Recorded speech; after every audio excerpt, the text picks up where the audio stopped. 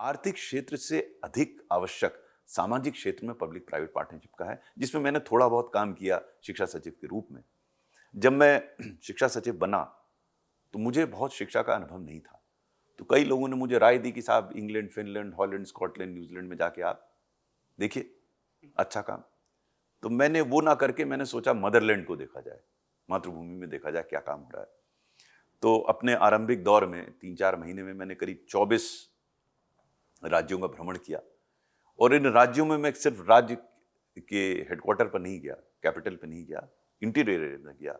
मैं बस्तर, सुकमा में सबसे पहले 2 जनपद थे, वहां गया। उसके बाद पुणे से मैं गोवा ड्राइव किया, रास्ते में मैं स्कूलों को देखा।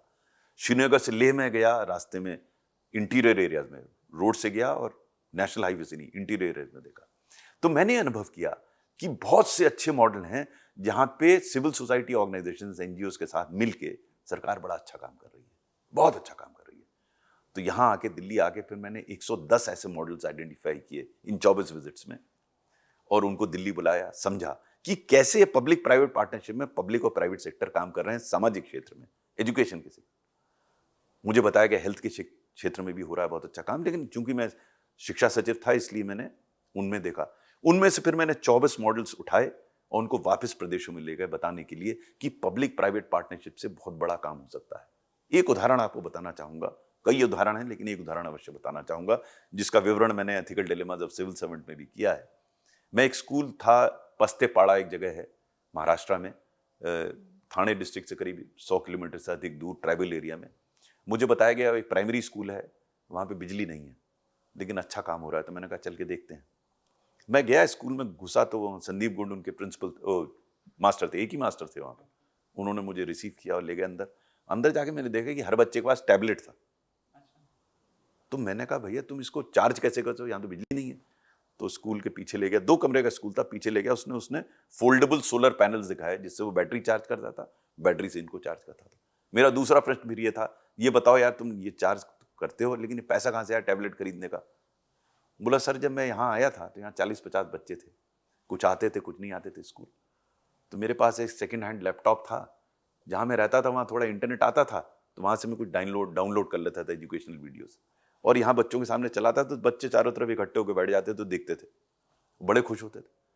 तो करीब महीने 1.5 महीने बाद करीब 20 पेरेंट्स आए स्कूल और मास्टर जी से बड़ा अजीब सा प्रश्न किया। उन्होंने कहा पहले तो बच्चे स्कूल जाते नहीं थे, अब भागते हैं स्कूल की तरफ, आपने क्या किया? तो उसने बताया कि हमने क्या किया।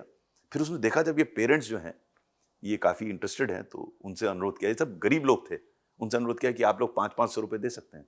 जोड़ घटा के उन्होंने 500-500 रुपये दे दिए। इसके पास 10-12 हज़ार रुपये हो गए तो 2 टैबलेट ले आया और अपने लैपटॉप के साथ उसने अटैच कर दिया, 3 ग्रुप बनाए। तो ये जो पैशन था टीचर का, ये लोगों को जानकारी होने लगी। तो एक CSR फंडिंग एजेंसी और एक NGO इनके स्कूल में पहुंच गए और उन्होंने भी देखा तो बड़े इंप्रेस हुए इनसे कि बड़ा कमिटेड आदमी है। तो उन्होंने टैबलेट के लिए पैसे दिए वहाँ के लिए और एक स्मार्ट स्क्रीन। फिर मैं पहुंचा वहाँ पर तो मैं भी बड़ा इंप्रेस हुआ। तो मैंने संदीप गुंड के साथ फोटो खिंचवाया और उसको ट्वीट किया। सडनली संदीप गुंड लोकल हीरो बन गया, आसपास के स्कूल के लोग आने लगे वहाँ पर, देखने लगे, वो भी अपना कुछ कराने लगे। इस बीच मैं राष्ट्रपति जी से मिला, कोविंद जी तब बने थे राष्ट्रपति। मैं उनको कॉल ऑन करने गया, किसी बातचीत के होनी थी और कुछ बात होनी थी, समय था, तो मैंने ये संदीप गुंड वाला दृष्टांत उनको सुनाया। वो भी बड़े इंप्रेस हुए। तो मैंने कहा आप मिलेंगे उनसे? बोले हाँ क्यों नहीं। तो उसको बुलाया मैंने दिल्ली और वो मिला प्रेसिडेंट से, फोटो खींची, वो ट्वीट हुई, सडनली संदीप गुंड नेशनल हीरो बन गया। अब कहानी यहाँ खत्म नहीं हुई। ये जो मॉडल है पस्तेपाड़ा का, ये अगले 2 साल में 50,000 स्कूलों में रेप्लिकेट हुआ, 50,000 महाराष्ट्र के। इसके लिए 300 करोड़ से ज्यादा रुपए का जो पैसा था वो एक भी पैसा सरकार ने नहीं दिया, क्राउड फंडिंग से आया वो पैसा। ये है पब्लिक प्राइवेट पार्टनरशिप, एक स्कूल से 50,000 स्कूल। तो उससे मैं प्रेरित हुआ कि पब्लिक और प्राइवेट मिलके, ये तो एक उदाहरण दिया, बहुत सारे उदाहरण हैं, मिलके बहुत कायाकल्प कर सकते हैं। तो इकोनॉमी के सेक्टर में भी और सोशल सेक्टर में भी, एजुकेशन हेल्थ में भी। क्योंकि जैसे हेल्थ में देख लीजिए आप, मैंने जब RSBY चलाई थी तो लोगों ने शुरू में बहुत रेजिस्ट किया था कि आप प्राइवेट हॉस्पिटल में को क्यों सम्मिलित कर रहे हैं। हमने कहा उनके पास इंफ्रास्ट्रक्चर है, अगर गरीब आदमी को हम सिर्फ पुश ना करें गवर्नमेंट हॉस्पिटल में और ये चॉइस गरीब आदमी पर छोड़ें कि वो कहाँ जाना चाहता है, सरकारी अस्पताल में जाना चाहता है, प्राइवेट अस्पताल में जाना चाहता है, तो प्राइवेट अस्पताल भी बढ़ेंगे आएंगे, इसको अच्छा इलाज मिलेगा, इसको एक चॉइस मिलेगी। आज की तारीख में, पहले तो कोई चॉइस नहीं थी, सरकारी अस्पताल में जाना ही जाना है। आज की तारीख में RSBY का नया रूप जो है वो आयुष्मान भारत है, उसके तहत वो वहां भी जा सकता है। तो मैं तो बिल्कुल एकदम कन्विंस्ड हूं इस बारे में कि पब्लिक प्राइवेट पार्टनरशिप ही इस देश का फ्यूचर है। I think that's the answer and what an example sir. I mean जो एजुकेशन का आपने बताया महाराष्ट्र के अंदर, एंड आई एम श्योर कि जो व्यूअर्स हैं जो तैयारी कर रहे हैं वो डेफिनेटली कहीं ना कहीं, क्योंकि जब भी तैयारी करते हैं मेंस में आंसर लिखना होता है, वो एग्जांपल अपसेट हो गया होगा, वो डेफिनेटली लिखेंगे कहीं ना कहीं। नमस्कार दोस्तों, मैं हूं अंकित अग्रवाल। स्वागत करता हूं आप सभी का स्टडी IQ पर। स्टडी IQ के द्वारा एक मुहिम स्टार्ट की गई है हर घर IAS, और इसी के तहत हमने आपके लिए एक बहुत ही बेहतरीन कोर्स लॉन्च किया है UPSC का, जिसके अंदर हर एक चीज दैट इज प्रीलिम्स से लेकर मेंस तक सब कुछ कवर किया जाएगा। और इसी की वजह से हमने क्या किया है कि UPSC कोर्स को 2 पार्ट में डिवाइड कर दिया है। सबसे पहला है UPSC फाउंडेशन। UPSC फाउंडेशन के अंदर जो आपका बेस बनता है, चाहे पॉलिटी हो, हिस्ट्री हो, इकोनॉमी हो, ज्योग्राफी, एनवायरमेंट, हर एक चीज काफी अच्छे तरीके से उसको मैनेज किया गया है ताकि आप चीजों को बेहतर तरीके से समझ पाएं। तो पहला है UPSC फाउंडेशन, जिसमें आपका पूरा बेस तैयार हो जाएगा। फिर दूसरा जो हमने लॉन्च किया है इसके अंदर, वो है SIP, that is success in prelims.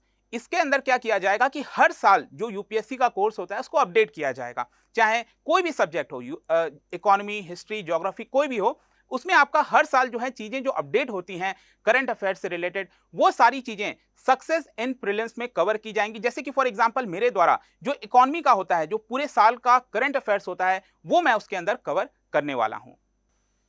दूसरा, आपको पता होगा कि UPSC में जो करंट अफेयर्स है वो बहुत ज्यादा मायने रखता है। इसके लिए हमने क्या किया है कि डेली बेसिस पर जो करंट अफेयर्स है और जो मंथली बेसिस पर है, अब इसके अंदर जरूरी ये होता है कि जो मैगजीन्स हो गए, जो अलग अलग न्यूज़पेपर्स हो गए, हिंदू हो गया, इंडियन एक्सप्रेस हो गया, या फिर PIB हो गया, हर एक सोर्सेस से जो न्यूज़ है उसको मर्ज करके हम आपके लिए करंट अफेयर्स लाते हैं। तो वो भी इस UPSC कोर्स के अंदर लाया गया है।